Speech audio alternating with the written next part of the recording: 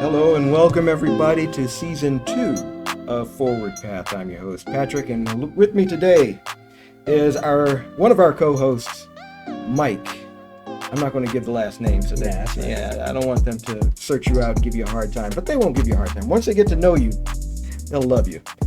Anyway, today is season 2, episode 1 of Forward Path. And as you can see, this is a different format. We're doing some video recording now along with it. That way we can post it on YouTube or wherever. And we will also have the audio available to listen to on, well, hopefully more platforms. But right now it's just on castbox.fm. But for season 1, we want to talk about what it means to be the light of the world. Mike had this idea last year, and we've been trying to find a good time and a good way to introduce it. What better way than to do it while we're recording, right?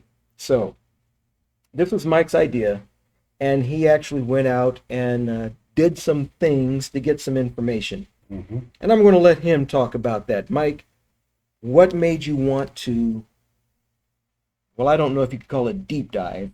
Mm-hmm. Is it a deep dive? Or just an inquiry? It's an inquiry. What made you want to do the inquiry of what it means to be the light of the world? Well, I was just thinking one day, it's like, it just popped in my head one day. What does it mean to be the light of the world? And then I had the idea, well, what do other people think? Mm-hmm. As a Christian, we know the light of the world is Jesus. But what does the rest of the world think of what does it mean to be the light of the world? So I went out and had my phone and my little recorder on my phone, and I walked around and asked people in the store, on the street, even here at church, in my church, what does it mean to be the light of the world? Our church. And the answers were very interesting. Mm-hmm. And some of them were very encouraging, and a lot of the people were saying the same thing. Which was? It's an example. Mm-hmm. And that's what they were saying. A lot of them were saying that's what the light of the world was to them, was an example. Right. And it was very interesting, in fact, when you having it, they're saying, okay, the light of the world, that's an example. And as a Christian, we look at Jesus as the example. Mm-hmm. And it was just an interesting conversation piece, with the people, Absolutely. Well, I noticed at the time when you came up with this, our church, and many of you probably don't know this because we don't really advertise it, but we go to Lighthouse Christian Church in San Jacinto, California. If you ever want to come out and visit, 1122 State Street.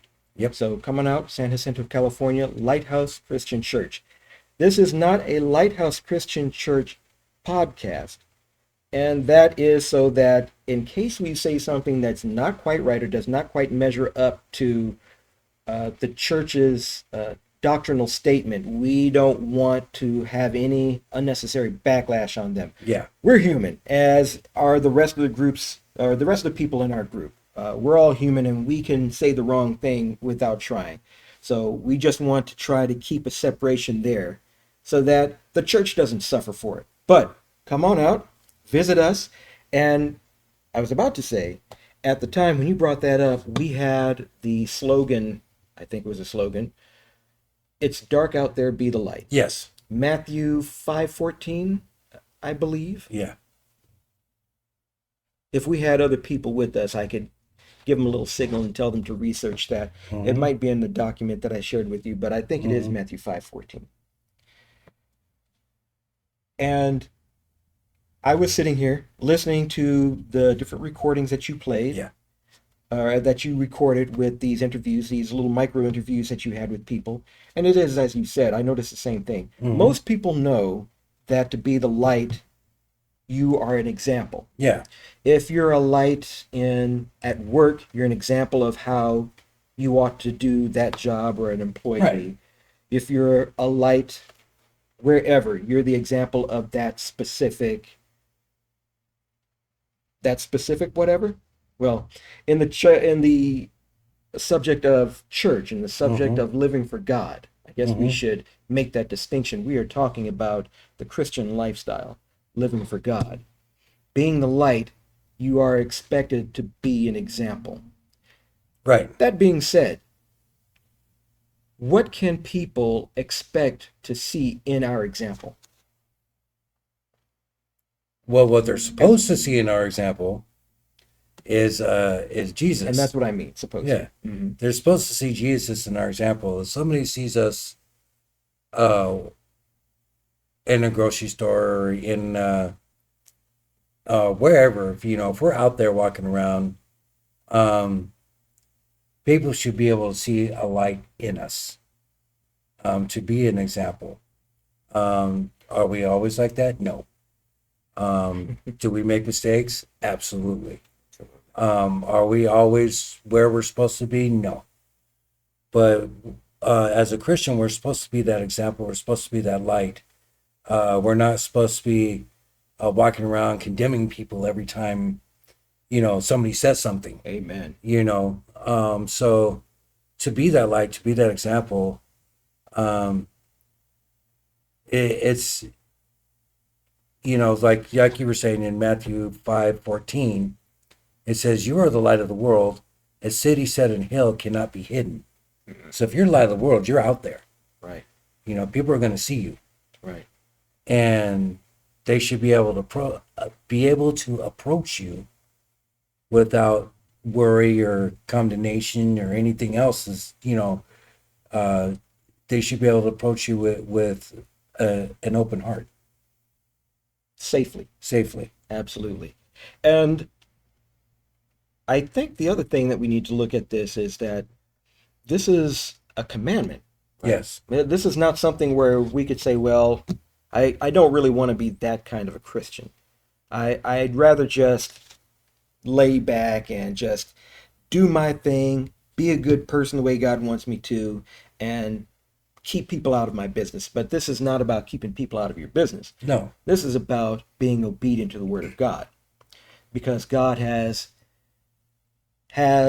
decided, I guess I could say, that we are supposed to be quickly. Come on, quickly.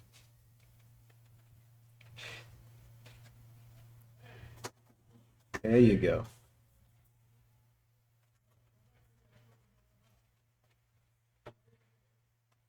Thank you.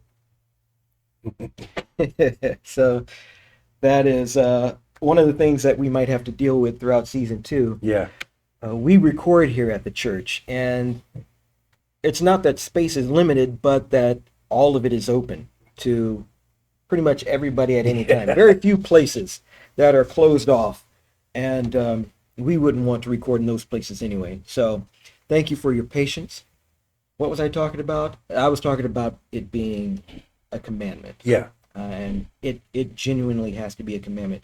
Let me ask you, what kind of challenges do you face in your attempts to be the light of the world, if you're even attempting? I'm sure you Mhm. are. I mean, as opposed to passively doing it. I don't know Mhm. if it's it's just something that you do, or if it's something that you have to keep in mind constantly and be aware of. For me, it's a little mixture of both. Yeah. It's hard sometimes. Because I don't generally uh, think like everybody else. So I am prone to say what people might get offended, or I might say the wrong word Mhm. or something like that, or taken out of context, you know. Right. And basically, to be the light of the world, I need to be myself. And you can't be somebody else. You have to know you as a person. And to be the light of the world, to be that example it's hard sometimes. I struggle with it. And a lot of times, I'm not always the light of the world, Mm-hmm. you know. Just like everybody else, people make me mad, Right. the toes get stepped on.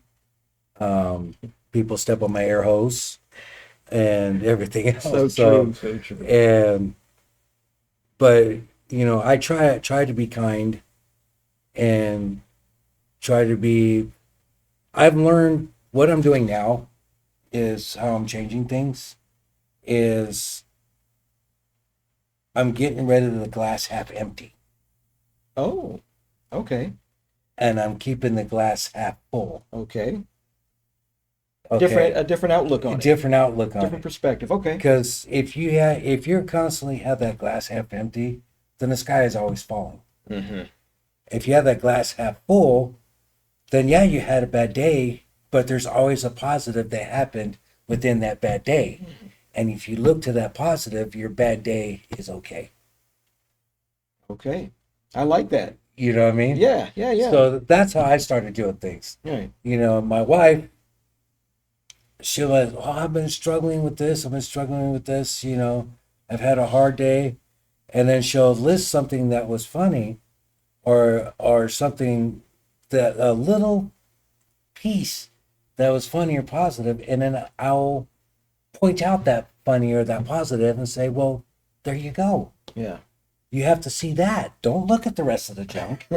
Look at that positive. Right. And once she can look at the positive, she goes, you know what? You're right. Mm-hmm. She goes, all that junk happened, but this one positive made everything okay.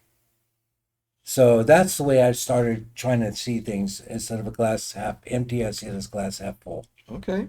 And that's cool. the way. If you look at things like that, then it makes things a lot easier, and it's a lot easier to be an example instead of always thinking the sky's falling and everybody's doomed and all this other stuff. It's Everybody's going to hell. well, the thing is that if you look at the glass half full side of things, it's a lot less stress. Right. It's a lot less worry. Right. It's a lot less, how am I going to do this? How am I going to do that? I need to do this. I need to do that. I'm going to fail. I'm going to, always downing yourself to try to accomplish things that's out of your control. Right. And if you look at that glass half full, if you look at that positive, wow, I went through all this stuff, but you know what? That thing that happened to me, that was great. That was still a good day. It's still a good day. And that's the important, the glass half full. That's the important aspect of it, right? Mm-hmm. If God expects you to be the light of the world, then you're not just doing it for yourself. No. You're doing it for everybody who's looking. Mm-hmm. There are a lot of people who are looking to find fault with you, and there are a lot of people who are looking to see if there's something there. Yeah. Because they're searching.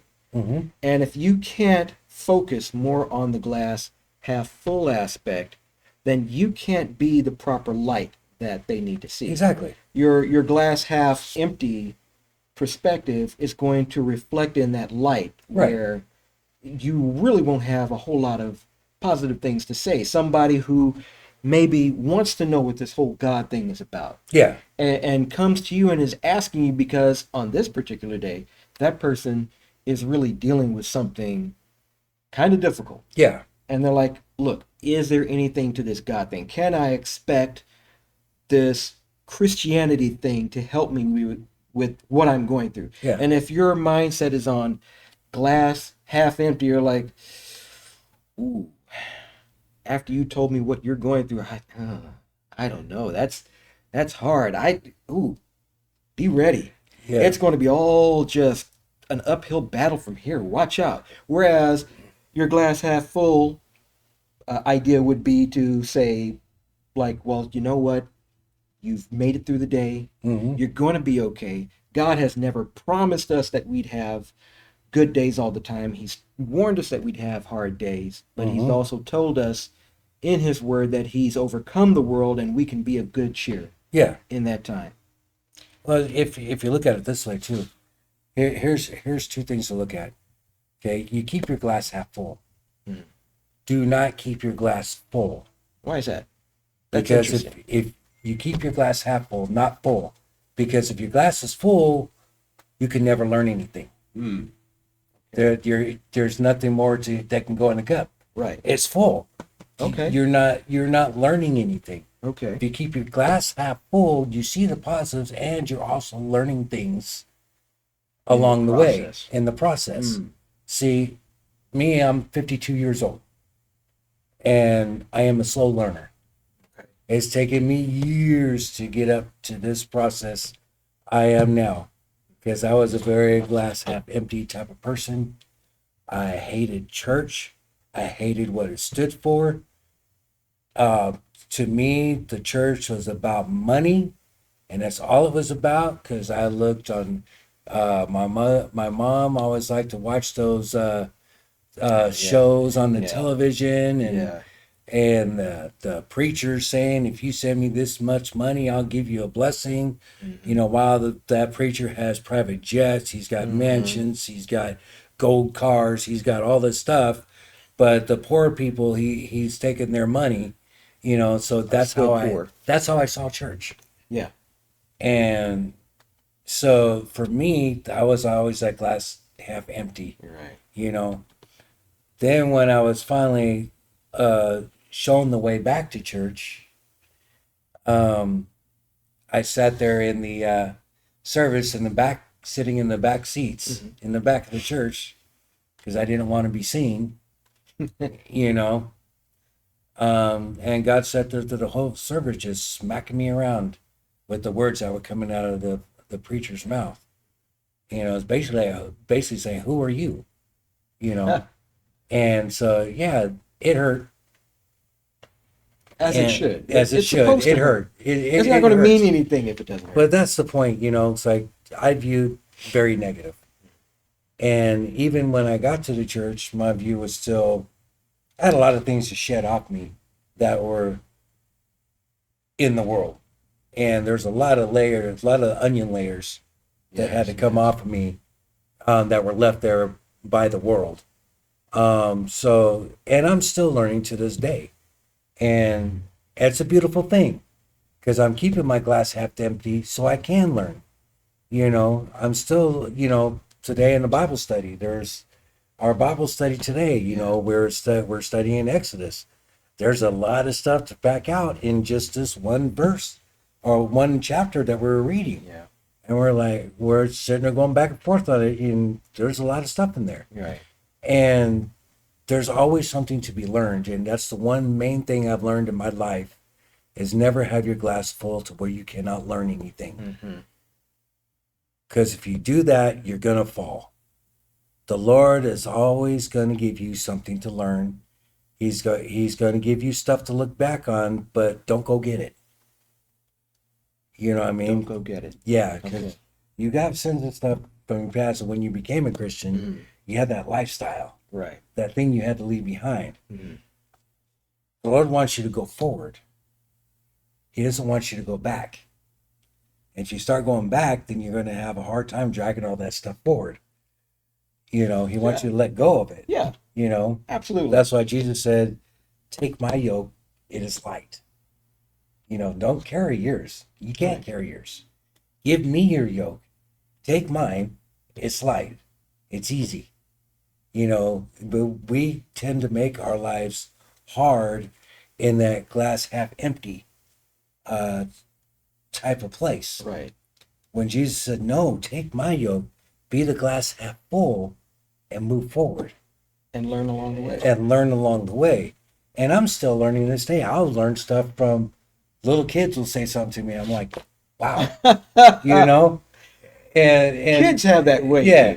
Kids you know, have that way. I love little kids because they have no filter. Right. They just say what they think. They don't care. And I love that. You know? But I'll learn things. You and I, we've sat and learned things from each other in conversations we've had in the past. We've had some good conversations. Yeah. And so just be a glass half full. Don't have your glass full so you can't receive information, so you can't learn, but keep it half empty or keep it half full to keep that positive. Okay. So let's let's not a running tally. What am I trying to say? Let's do a kind of a mental outline real quick. So, light of the world. Yes. It's an expectation of God Yes. to be an example. Yes. You are aiming to be a glass half full. Mm-hmm. And that was somebody who tried to come in again. Another little kid, no doubt. Yep. You're aiming to keep your glass half full, not totally full, because you still need to learn along the way. Yes. Learning comes from many different sources, all of which are more than likely going to be evoked by God. Yes. Now, the next part. Mm-hmm. When you, at some point, fail to be the proper light of the world because you're human, you're going to mess up. It doesn't matter what any of the other people, that are just 100% against church and think that Christians ought to behave 100% perfect all the time. No such thing as perfection. Nope. You're going to mess up, and you're going to do it in front of people. Yes. I have done that a time or two myself, Mm-hmm. and I myself have felt absolutely worthless, like just garbage. And it was because I knew what was expected of me. Right. I knew that these people were looking at me, waiting, not necessarily waiting, but looking at me, watching me, and taking what they can from me, gleaning whatever they see in me, how I approach certain situations, Yeah. how I approach different opportunities that come up. And then I go and I let the anger get the best of me, and a word flies out that, even though we're not perfect, even though we're humans and we're going to mess up, still should not come from a human's mouth. From maybe a human's mouth, but more specifically, a Christian's mouth. Right. Your thoughts on dealing with that initial failure. I'm going to call it a failure. I don't really think it's a failure, but that's how it feels at the time, so that's what I'm calling it now. The initial failure. Okay, let's not call it a failure. Okay. Let's call it a learning experience. Learning experience. Okay. So as you're moving forward in life, you're going to have learning experiences like that. You're right. Okay. So I am a professional at it. Okay.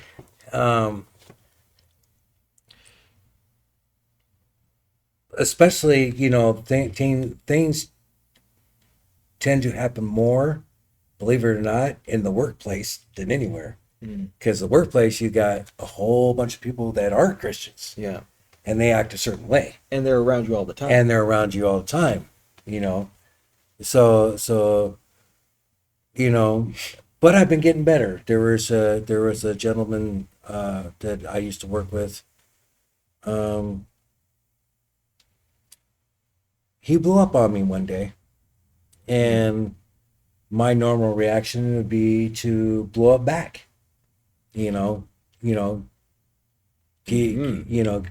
Just fly off the handle right back at him. And I didn't do that. And I just put my hands up in the air and said, hey, I'm not going to argue with you. You don't like what's going on here? Go talk to the supervisor. And I left it at that. Right. Okay. So right. That was growth in me. Because my normal reaction is to just, fly off the handle right back at you. And so,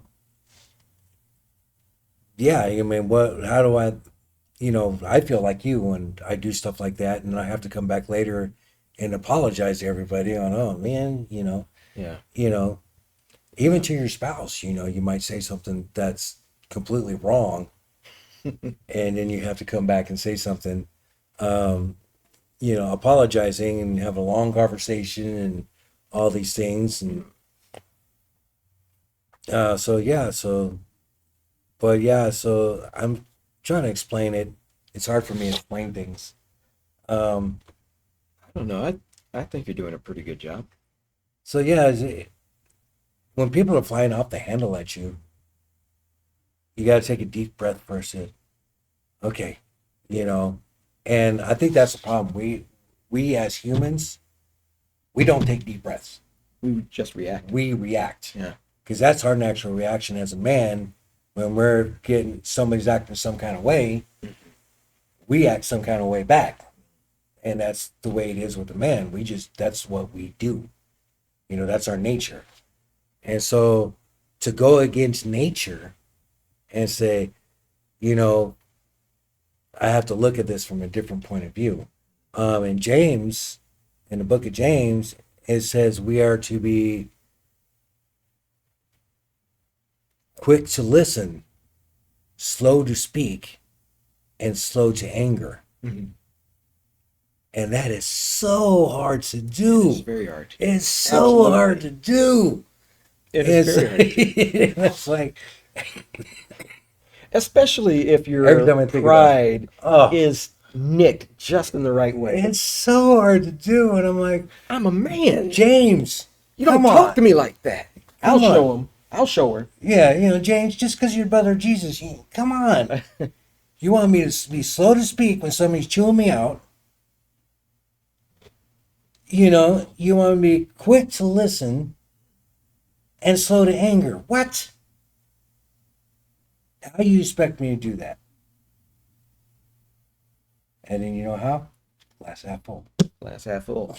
Of course, it also takes Jesus. Yeah, it does. Jesus did say, I am the branch and... no, I'm sorry. I am the vine, you're the branch. You're the branch. And apart from me, you can do nothing. Exactly. And personally, I can say that I agree with that 100%. Even when I don't know God is working in the background on my behalf or helping me out with something, I know he's doing it. So, yeah, it does take otherworldly help to be able to be quick to anger and slow to speak and quick to listen. But slow to anger. Slow to anger, yes, thank you. But the glass half full thing, yeah, that's good. That does help with that too, I'm sure. Yeah. Well, you just explained it. Yeah. I don't have to be sure. You just explained it. But you mentioned also how in the past you would go back and apologize to everybody. Yeah. And there's a level of embarrassment in apologizing. For letting your mouth get out of control. Yeah, because you have to, because when you do that... Or whatever else might have happened. Well, when you do that, you have to confront yourself. Mm-hmm. You're not just confronting them, you're confronting yourself and what you just did. But the great thing about apologizing for it is you're acknowledging your fault. Yeah. In this world today, most people will not acknowledge when they do something wrong. It's always somebody else's fault. Right. Always somebody else's fault. They will never look at themselves in the mirror and say I messed up. That was me. It was me. If I make a mistake at my job, I will openly say I'm the one that made a mistake. Now, people in the world will say that's foolish. Because what if you get fired for that mistake? That's why people don't like to acknowledge things. Yeah. Okay. They don't want to take responsibility. They don't want the consequence. See, now in the word, what does the word say? This word say, when he opens the door, no man can close it. Yeah. When he closes that door, no man can open it. Absolutely. So what does that mean? That means we are to have no fear in the job that we have, because that job is provided by God. Mm-hmm. Okay, our lives are provided by God. Everything we do is provided by God. So, and me acknowledging, you know what, boss, it was me. I'm the one that made this mistake. If I turn around and lose that job, it was meant for me to lose that job. Mm. It's time for me to move on. Right. Now, so if you look at things that way and stop worrying about, what's the outcome going to be of this? In the Bible, it also says, do not worry about the cares of tomorrow. Right. So if you take the door, if it's open, nobody can close it. If it's closed, nobody can open it. And he also said, don't worry about tomorrow. It's got troubles of its own. Mm-hmm. And then you go ahead and acknowledge what you've done wrong. Learn from what you've done wrong so you don't do it again. Right. Facing yourself. Facing yourself. Being honest with yourself. You about have to what be you just honest did. with yourself. And you know what? I'll be perfectly honest. I am extremely lazy when it comes to this. I don't like to lie. You don't like to lie. I don't like to lie, and you shouldn't lie. Right. But I don't like to lie. The reason why I don't like to lie is because I have to remember it. Oh, yeah. Oh, yeah.